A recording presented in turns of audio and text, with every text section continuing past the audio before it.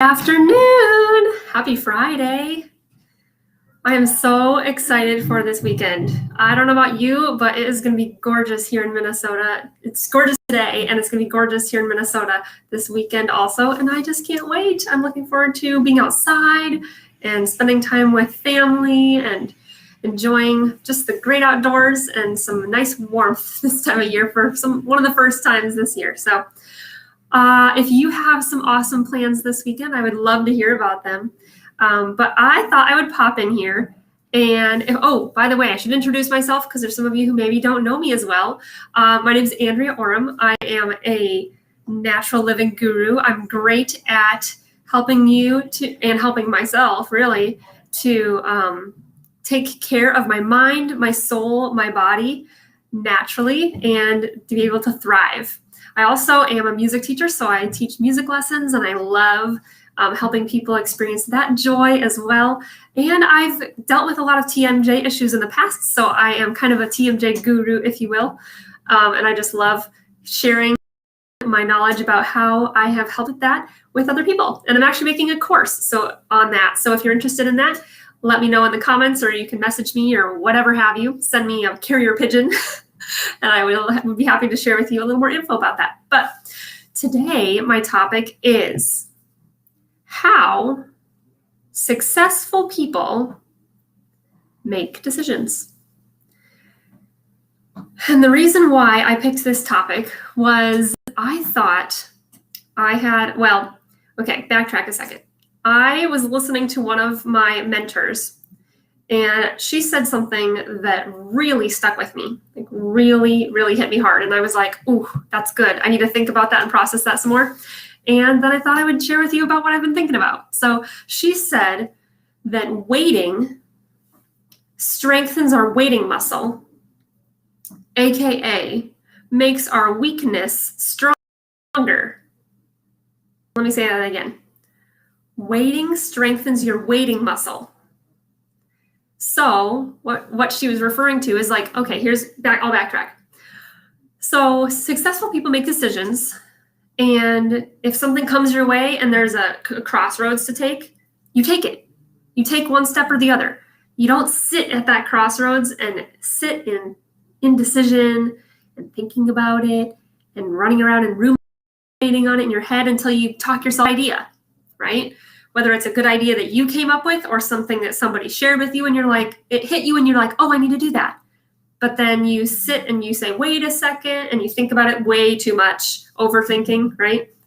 That kind of thing. Because I used to be an overthinker. And that doesn't mean I don't do things with thought and research, because I totally do. I'm one of those people who researches something really heavily before I fully dive into it.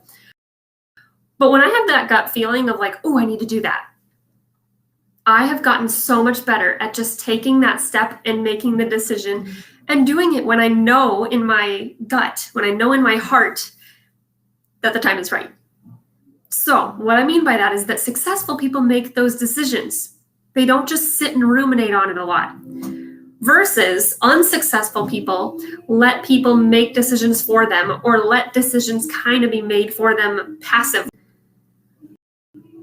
If we never make those decisions purposeful and take those action steps, it's going to take a lot longer to reach our goals.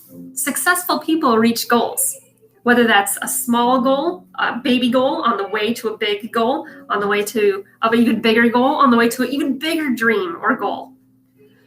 And so when she said that waiting strengthens our waiting muscle, that made so much sense to me, because I've studied a lot recently, especially about how mindset and how our brain works, and how our brain is designed to keep us safe, but sometimes those pathways get in the way, even though it was designed to protect us and keep us safe.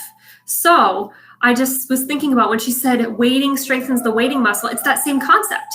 It was designed to keep us safe. It's designed to protect us. But waiting, strengthening our waiting muscle actually doesn't end up helping us in this case.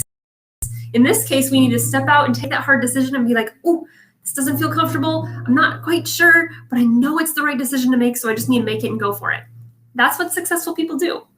And so That's something that I've been thinking a lot about and processing lately, but I'm really curious what you think about that. Do people who are not necessarily successful take a ton of time to wait, take a ton of time to ruminate and to think? Because I do that, but I don't take quite as much time as I used to, and I much to make those decisions that I know are the right thing, that line up with my values, that line up with something that I believe is right and good and true.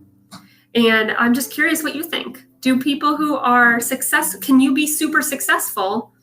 And whatever success means to you, right? Success could be financial. Success could be feeling valued and feeling like your life is full and beautiful. It doesn't necessarily have to be financial success, but what does success mean to you, first of all? And do people who sit and think and wait a lot, do they make decisions or let those decisions happen in a way that is less successful? It's just something I've been thinking a lot about lately, and I'm really curious what you think. So I hope you have the best weekend and the best rest of your day. I have some more music lessons that I'm going to be teaching and enjoying that joy learning. But if you want to catch these live, I know that I haven't seen anybody live here today, but if you want to catch them live, you are happy to pop over to YouTube where you get better notifications for when I go live. And I'll be doing a giveaway once I reach a certain number of subscribers on YouTube. So that's kind of a fun little thing. But I hope you have the best day, and I will catch you again in a few days. So bye for now.